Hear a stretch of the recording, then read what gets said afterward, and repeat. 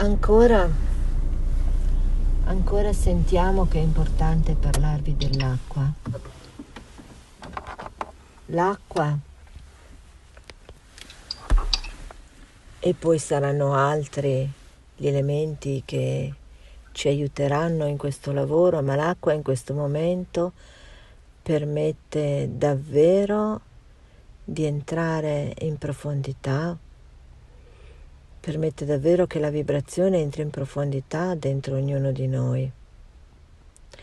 Attraverso l'acqua, attraverso il velo dell'acqua possono riaffiorare ricordi antichi, potete ritrovare collegamenti che avevate perduto, potete ritrovare insegnamenti di cui non vi ricordate ma che sono ora così tanto importanti.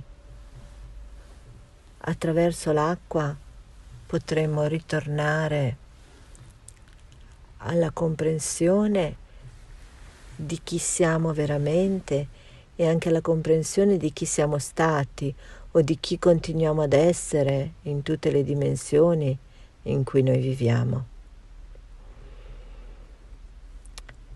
Per cui l'impegno che vi chiediamo ora è molto semplice ma molto importante nello stesso tempo.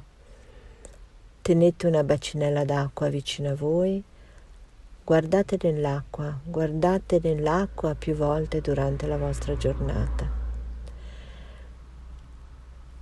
e ascoltate quello che l'acqua vi dice, guardate quello che l'acqua vi mostra. In questo momento non siete i soli sulla terra che stanno iniziando a fare questo lavoro. Queste informazioni arrivano anche per altri e presto, speriamo davvero presto, potrete essere tutti riuniti in questo lavoro di luce e di conoscenza, perché questo è un vero lavoro di conoscenza di quello che ognuno di voi è.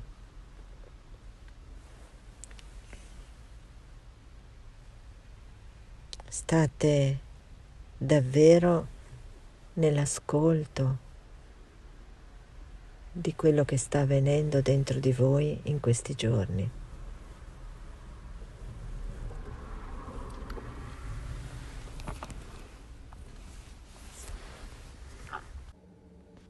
Encore, nous ressentons qu'il est important ce soir de parler de l'eau. Il y aura d'autres éléments qui nous aideront dans ce travail, mais actuellement, l'eau reste très importante. L'eau permet que la vibration rentre vraiment en profondeur à l'intérieur de nous.